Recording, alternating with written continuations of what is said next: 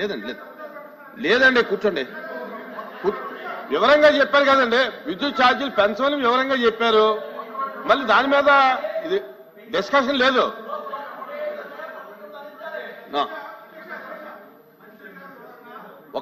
ఒకళ్ళు మాట్లాడండి. ఏమండి కూర్చోండి, రవిబాబు గారు కూర్చోండి. అధ్యక్ష, మేము అడిగింది ట్రూ అప్ ఛార్జెస్ ప్రజల మీద వేస్తున్నారా లేదా అడిగాం అధ్యక్ష. ఒకటి, ఆయన ఏం చెప్తున్నారు అధ్యక్ష, మేము వేయట్లేదు అని చెప్తున్నారు. రెండు, అడ్జస్ట్మెంట్ ఛార్జెస్ వేస్తున్నారా లేదంటే ఎటువంటి విద్యుత్ ఛార్జీలు పెంచట్లేదని చెప్తున్నారు అధ్యక్ష. కానీ ఇప్పుడు కరెంటు బిల్లు చూస్తే ప్రతి చోట కూడా అడ్జస్ట్మెంట్ ఛార్జీల కింద యూనిట్కి 30 పైసలు 40 పైసలు ₹1 వస్తుంది అధ్యక్ష. ఒకటి అధ్యక్ష, అది పెంచడం కాదు అధ్యక్ష. ఒకటి అధ్యక్ష. రెండోది, ఈ విద్యుత్ ఛార్జీలు పెంచడానికి లేదా విద్యుత్ ఛార్జీలు మొత్తం వ్యవస్థ రంగం అంతా కూడా నాశనం అవడానికి మా ప్రభుత్వం చెప్తున్నారు అధ్యక్ష.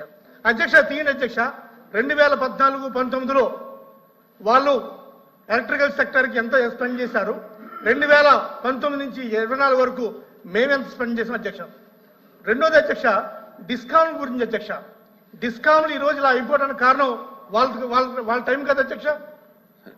ఒకసారి అడగండి, మీ క్లారిఫికేషన్ ఏంటి? మంత్రి గారు చెప్పిన దాని మీద మీకు ఏమనుమానం ఉంది? అడ్జస్ట్మెంట్ ఛార్జెస్ పెంచుతున్నారా లేదా, వేస్తున్నారా లేదా?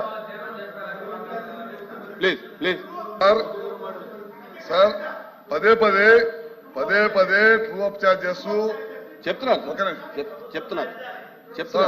సార్ కూర్చోండి.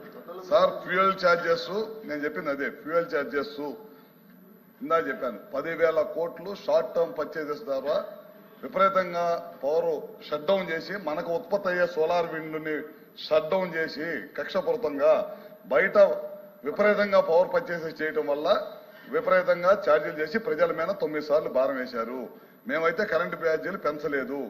వీళ్ళు 2022-23 పెంచిన ఛార్జెసే, 22-23-24 పెంచిన ఛార్జెసే ఇవాళ ప్రజల మీద భారం పడింది. ఇది మేము పెంచింది కాదు. ముమ్మాటికి సభ ద్వారా మీకు తెలియజేస్తానని, ప్రజలకు తెలియజేస్తానని గత అసెంబ్లీలో కూడా చెప్పాను, ఇప్పుడు కూడా చెప్తున్నాను. ఈ ప్రశ్న వేసే అర్హత మీకు లేదు. ఈ ప్రశ్న వేసే అర్హత లేదు. నేను మొన్న కూడా చెప్పాను, మీరు పెంచిన విద్యుత్ ఛార్జీలకి మీరే ధర్నా పిలిపినీయటం ఇది విచిత్రమైన సంఘటన.